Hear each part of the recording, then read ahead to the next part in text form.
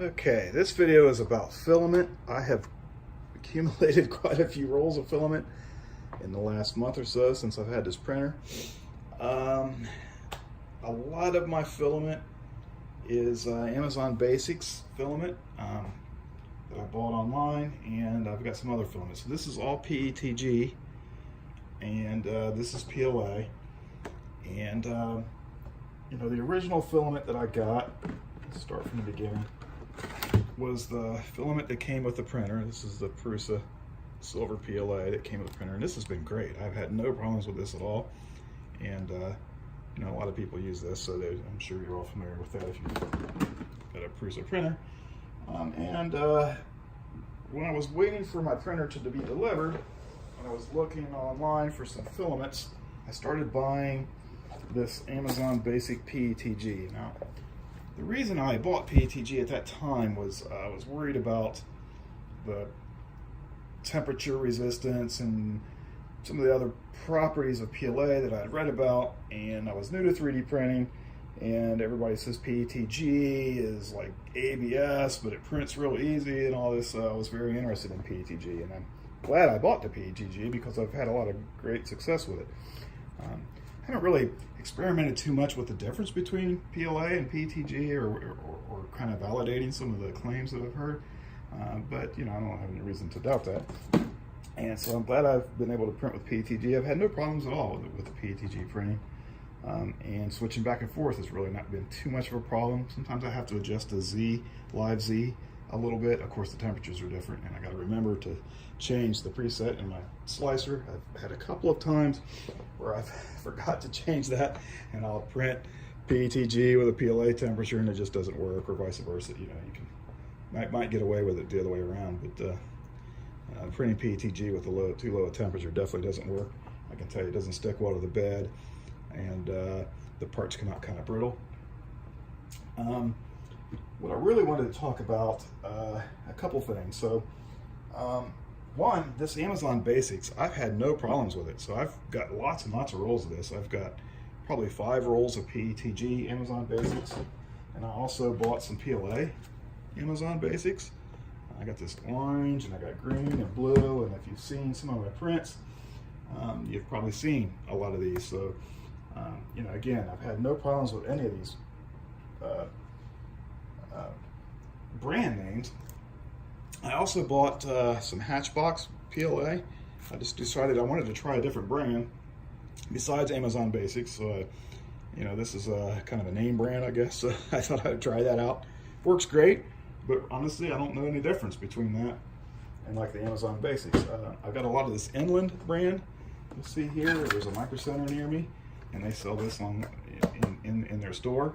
And so, yeah, you know, that's always great. I can go and get this right there. This is nylon.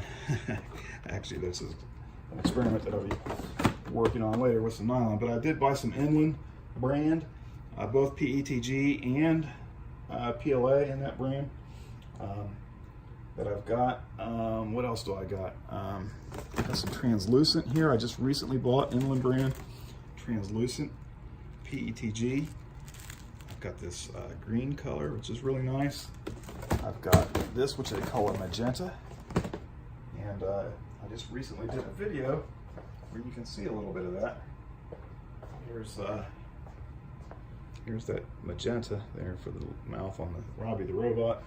And also these fusion lights on the Jupiter 2. So this is that green translucent that we just looked at in a minute. And there's the magenta translucent, and then I've got some natural or clear. And that really is something that kind of surprised me a little bit. So I was at Micro Center. I bought what they called natural PETG. So natural. And I thought, that's an interesting name, natural. I said, what's the difference between natural? I asked the guy, what's the difference between natural and transparent? And what he told me was that, well, transparent's transparent, and natural just means it's the natural color of the plastic. There's no ink added. I thought, well, that's interesting. What's the difference when you print it? And he says, well, transparent will be transparent. White is completely white and not transparent at all, and the natural might be in between, he says. So I said, okay. Well, what's very interesting to me, and I don't know if these are just labeled wrong or what the deal is, but if you look at this, and it says right on it, and it came in a box that says natural, it says natural right on it. And if you look at it, I mean, it is perfectly clear. You can see right through it. It is perfectly clear, like saran wrap or something, right?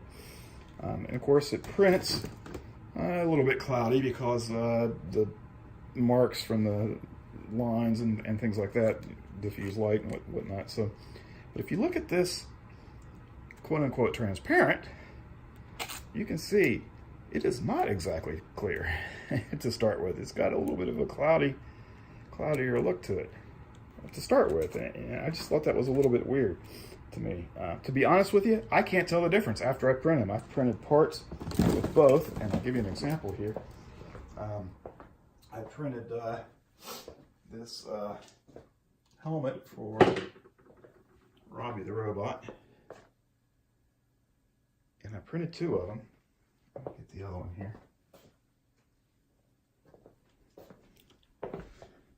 And I printed one in that translucent, and I printed one in that transparent.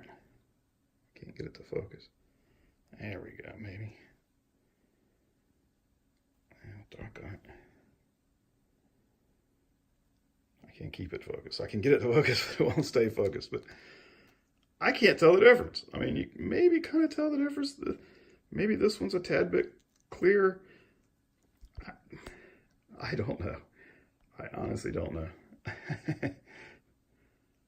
To me, they look the same. So I thought that was an interesting experiment.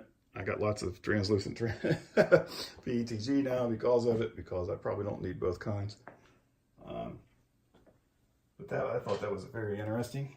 What else did I get? What I really was excited about that I recently got was this silk PLA. This is happens to be Mika 3D brand.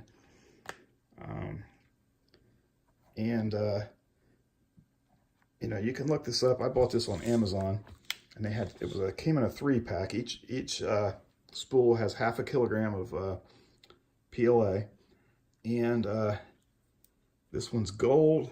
It came in 3 colors: gold, bronze. So you can see here the gold and the bronze, and then silky silver. And I was a little concerned about this. I had read, you know, I was doing some research on Amazon, and I had seen a few of these silky colors, and they don't have metal in them. They're all plastic. There's pure PLA. There's no metal infused in it, but it's got this silky, and they use the word silk when I talk about it. And I read some reviews, and it was a different brand in this one and the one review, and they were saying that they had gone through a lot of spools before they could get, or half a spool before they could get it to print, and they were having problems printing it. This one had a little bit better reviews, so I went ahead with this one. Plus, it was a pretty good deal to get all 3 spools. I don't remember right off the top of my head what I paid for it, but it wasn't too much more than what a kilogram would cost. Maybe 30 bucks or 40 bucks, something like that. And this is what it looks like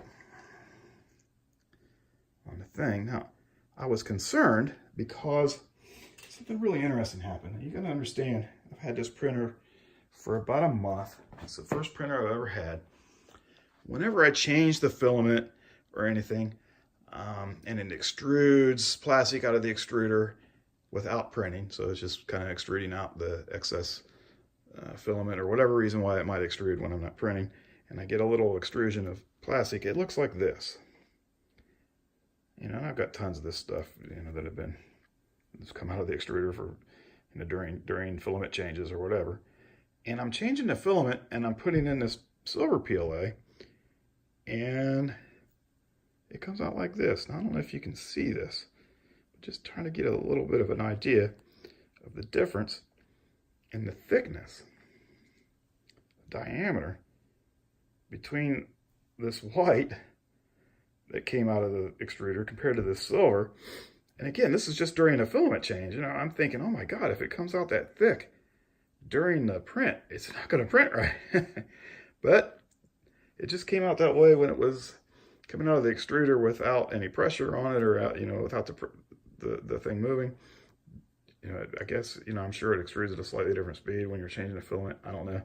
It looked kind of like it dripped a little bit, like it was runny, maybe. It's difficult to explain, but I was concerned. But my concerns were not, I didn't need to be concerned. As soon as it started printing, everything was fine. As soon as it hit the print bed and started actually printing on the print bed, the diameter looked normal. And, you know, I made another video, you may have seen it, where I covered these two prints, but you can see the results. I'm super stoked. I mean, I couldn't have asked for more. This was exactly what I wanted. I wanted, you know, I had this silver that I'd gotten from the Prusa that came with the printer, and I liked it, but it just wasn't silver, you know. I mean, it looks great, and it's great for, you know, I printed out a lot of 3D benchies, and you know, and it shows a lot of the detail, so it's really good for calibration prints and stuff like that, because you can see a lot. And I imagine this brighter one would probably even be more so that way, just because it's brighter. And for example, you look at this print with the Jupiter 2, and if you look really close, you can see every little detail. You can see every little, where it's not smooth, or, you know, any kind of thing that sticks up a little bit. So, you know, and this is a pretty tricky print with that contour like that. You know, it may not be super high detail, but making that contour like that around that curve, that's asking a lot. And but it's very silvery and bright and metallic looking, and that's exactly what I wanted. It was specifically for this and the robot that I bought it for. not just that. I mean, obviously there's lots of things that I print that might have metallic looking parts that I might want to make look metallic. But I was so pleased when I printed this, and it looks like it. It just looks so metallic, and there's no metal in it, so you don't need a hardened hot end. You can use your brass hot end. So very cool. Very happy. I bought these Ziploc boxes to put my filament in, because I got tired of having everything in an individually wrapped box, or in an individually wrapped bag. I get these desiccant things with every piece of every spool of filament I get, and I just toss them in here. So there's, you know, several of them, about 10 of them in each box. Every time I get a new roll of filament, I'll throw that desiccant in there. I can't talk. And so we should be good to go, right? And so I'm really happy. Things are going good.